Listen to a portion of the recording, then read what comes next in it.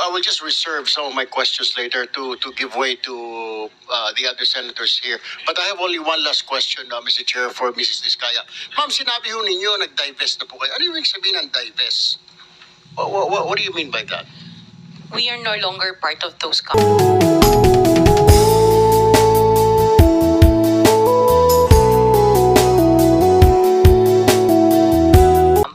Okay. Kung hindi na po kayo part of those companies, how come you're still the chief operating officer, pati ang asawa mo sa ilang construction companies na ito? Hindi po ako COO ng mga companies po. Ma'am, you're under oath. Don't forget. Opo, CFO po, pero hindi ako COO po. COO. So, bakit po ikaw ang CFO pa rin kung nag-divest na po kayo, official pa rin po kayo dyan? Sorry, tumutulong lang po ako dun sa mga ibang companies po. So you haven't, with the permission, you haven't completely divested all your interests in that. Before we company. continue, let me acknowledge the presence of Senator Rapi Tulfo. Thank you, Answer. So you didn't divest totally. You're still the CFO according to you. Opo, pero hindi po ako nagmamanage po ng mga companies na yon. Wala na po ako. Wala po ako dun sa ano. Sorry. Naintindihan po niyo yung divestment. Kanino niyo po i-divest? Kasi po pag nag-divest kayo, there is somebody, doon niyo po isasalin yung pong inyong interest sa isang company. Kanino po nasalin? Nung mag-divest kayo, sino yung taong doon niyo i-divest po ang inyong interest sa korporasyon? Katulad sa St. Timothy, kay Maria Roma ko binigay po yung aking Sino siya? shares. Kamag-anak mo? She's the niece of my husband. Kamag-anak mo pa rin. Kayo pa rin. Kayo pa rin yan. Correct? Anyway, can I give my opening statement? Okay. Before I... Go ahead. I'll just my next round of questions later para to give way to our pro tempore. Ikaw na, Mr. Chair.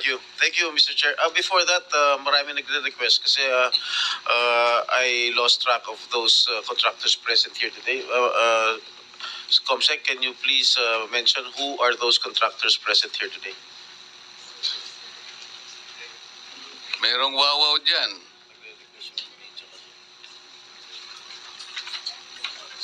Mr. Chair, point of information with the indulgence of the SP Pro Temp while we're waiting for the visuals. Pinag-uusapan kasi just now, no, na yung claim na nag-divest sa kumpanya ang pamilyang Diskaya, who by the way, pinangalanan ng Philippine Center for Investigative Journalism na King and Queen of Flood Control Projects dahil sa kanilang extravagant lifestyle. We have information na listed pa nga bilang beneficial owners sa disclosure ng St. Timothy. Yun na nga po, si Maria Roma Angeline Diskaya Rimando. So, they are still connected to those companies, Mr. Chair and SP Pro Temp. Bukod pa po sa idadagdag ko pang information mamaya, kaugnay ng interpellation ni Minority Leader na hindi totoong nag-divest, at kung nag-divest man allegedly, hindi pa nila ginagawa yung iba pang mga requirements doon vis-a-vis, for example, the Securities and Exchange Commission. Salamat, Mr. Chair, SP Pro Temp. Noted, Senator Risa. Maybe Proceed. we can ask the Comsec to mention those Comsec, contractors present here today. Can you repeat the names of the listed contractors present today? Yes, Your Honor. Mr. Alex Abelidov, President, Legacy Construction Corporation. Ms. Cesara Rowena Diskaya, President, Alpha and Omega General Contractor Development Corporation. Ms. Maria Roma Angeline Rimando, Owner Manager, St. Timothy Construction Corporation. Mr. Alan Kirante, Owner Proprietor QM Builders. Mr. Ernie Bagao, Owner Proprietor EGB Construction Corporation. Mr. Eumir S. Villanueva, President, Top Notch Catalyst Builders Inc. Mr. Lawrence Lubiano, President, Centerways Construction and Development, Inc., Ms. Aderma Angeli Alcazar, President and CEO of Sunwest, Inc., Edgar S. Acosta, represented by Mr. Edsel Marbella, Mr. Wilfredo Natividad, Owner General Manager, 888 Construction and Supply, Inc., Mr. Romeo Miranda, President, AMO Royal Crown Monarch Construction and Supplies Corporation, Mr. Alan Arevalo, General Manager, Wawaw Builders, Ms. Marjorie Samidan, President, MG Samidan Construction, Mr. Luisito Tiki, President, LR Tiki Builders, Inc., Mr. Ryan Willie D. Uy, Proprietor, Road Edge Trading and Development Services, Your Honor. Thank you. Proceed, Senator Jinggoy. Thank you. I'll just read my opening statement first before I question our resource persons. Okay, thank you, Mr. Chair. Today, we once again tackle the issue that cuts to the core of public service: corruption in government infrastructure projects. Billions of pesos have been allocated for flood control and drainage programs intended to protect lives, properties, and livelihoods from the devastating effects of typhoons and flooding. Yet, allegations of padded contracts, ghost projects, and substandard implementation now cast doubt on whether these funds truly serve their purpose. Mr. Chair, please allow me to state this for the record. Ang sabi po ng iba, wala raw po akong karapatan na magtanong, magalit, o manindigan laban sa isyu ng korupsyon. My life and struggles are an open book. Pero ni minsan, hindi ako tumalikod sa kahit anong akusasyon o paratang laban sa akin. Hinarap ko hindi lamang kaso, kundi ang kaparusahan. At sa huli, ay napatunayan na wala po akong sala. This investigation is not about me. Huwag niyo pong ilihis ang issue. Sa ngayon, wala ni isang tao ang umaamin. Walang gustong managot. At kung pwede, lahat ay magpapalusot. This investigation is about transparency and accountability.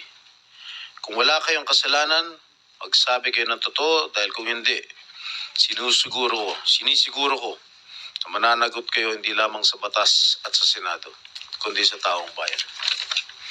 Mr. Chair, if I may continue. Madam Tapos na Diskaya. yung 5 minutes mo. May opening ka pa kasi. O sige, News pagbibigyan report. kita. Madam Diskaya, Sarah, it is common knowledge that you own 9 companies, namely St. Gerard, St. Timothy, Alpha and Omega, Elite General Contractor and Development Corporation, St. Matthew, Great Pacific Builders, YPR General Contractor, Amethyst Horizon Builders, and Waymaker OPC. Am I correct? Yes po. Hanggang ngayon, up to now, you own these 9 construction companies. Yes po. All right. Since you started securing contracts from the DPWH, since kailan kayo nag-umpisa? 2012? DPWH? Yes. Yes po, 2012. Pag-usapan muna natin yung 2022 hanggang 2025. Ilan na po yung naging projects nyo sa DPWH? Marami na po. Ilan nga? I don't have Mahigit the 400? figure. Mahigit 500? Within a span of 3 years. I don't have the figures po. Estimate lang po, ballpark. Give me a ballpark figure. Siguro po, mga 400 ganun. I'm not Siguro. I'm really not sure. Okay. I don't have the figures with me. Sa loob na, sa bawat taon, ilang bidding ang sinasalihan mo? Marami po kaming sinasalihan na bidding. All flood control projects? No po. Ano pa yung mga projects? Buildings, kalsada, Nationwide or only in Metro Manila? nationwide po. Nationwide. Alright. Pero yung bulk ng mga projects na award sa ng DPWH, mostly sa Metro Manila. Am I correct? Hindi po, sa probinsya po. Sa iba-ibang lugar. No, the bulk of your contracts. Here in Metro Manila? No po, outside Metro Manila ang marami. Where outside? Where outside of Metro Manila? We have in Romblon, Cebu, Bohol, Bacolod, Zamboanga. Hindi naman po kami namimili ng lugar. Migos Project? Wala po. Sigurado ka? Opo, Kaya definitely. nanood ka dahil pag meron kami madiscover na may ghost project, pakukulong kita rito. Minimum totoo. Wala po talaga. Meron ka mga pictures na lahat ng mga proyekto ginawa mo? Yes po, Nasaan? meron po kami. Lahat ng mga 400 projects, meron kang litrato? Yes po. O i-submit mo rito sa committee. Okay po. Okay. Sa mga bidding na sinasalihan mo ng mga kumpanya mo, itong siyam na kumpanya, ilang beses kayo nanalo? At ilang beses, kung natatalo rin kayo sa Actually, bidding, I ilang don't beses have kayo the natatalo? actual figures, pero sa napanalunan, very minimal lang po talaga, mga 2%. Pero ang dami namin projects po na sinasalihan na bidding. So, sa loob ng isang taon, pag nagbibidding isang kumpanya mo, halimbawa itong ano ba yun, yung Alpha Phi Omega, ilang beses kayo nagbid sa isang taon at ilang beses kayo nanalo? Madami po kaming sinasali. I really don't have the figures right now, You know, but I if can... you come here, you have to come here prepared. Yes You po. do not come here unprepared. Alam mo na, tatanungin ka eh. Ikaw sikat na contractor, papa-interview ka. Oh, you have to come here prepared. Your Honor, I am prepared for the flood control projects that you are mentioning. I have the statistics of how many I bidded and how many I lost and how many I won. Okay, you mentioned it to us right now.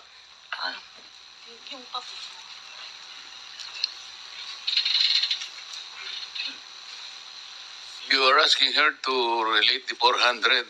No, Parang mahirap naman yata. hindi. In 2022, I bidded for 491 projects. This is just for the flood control, Your Honor. How many projects for 491. 491. 491. I joined the bidding. Po. Oh. This is in 2022. I only got 71 projects from the 491 na sinalihan. Mega Oh, po. what about the other companies? What about the other 8 remaining companies that you own? I don't have the statistics Oh. for that because I was only called as Alpha Wait, and Omega. You admitted earlier when I asked you if you own these 9 companies and you answered in the affirmative. Right now I'm asking you kung ilan yung 71 flood control projects na napanalunan ninyo. Now you're only speaking in behalf of Alpha Phi Omega. Eh kanina sinabi mo ikaw may-ari ng Siam. Why can't you answer in behalf of the 8 remaining companies? Kasi po, yun lang yung na-prepare po namin for today's hearing. Oh, what about the representative of the other construction companies? Itong si Remando. Oh, how many? You're representing St. Timothy. Good morning po, Mr. Chairman. For St. Timothy Construction po, we have 145 projects. Flood control projects. Yes, Mr. Chair. Since Since 2022, up to the present as we speak, 122. 145. Excuse me? 145, Mr. Chair. Napanalunan ang na-award sa inyo 145 flood control projects. Napanalunan niyo 'yan. Yes, Mr. Chair. So, all in all, dun sa 8 companies, ilan? Dun sa 9 companies, hindi nyo alam? Out of the 400, maybe Who can answer my question from the DPWH? Maybe they have the records there. Mr. Chair, with the Yes, indulgence for of the the SP record. Pro Tem, Yeah. Yes, Senator Risa. kaugnay nung pagtatanong ni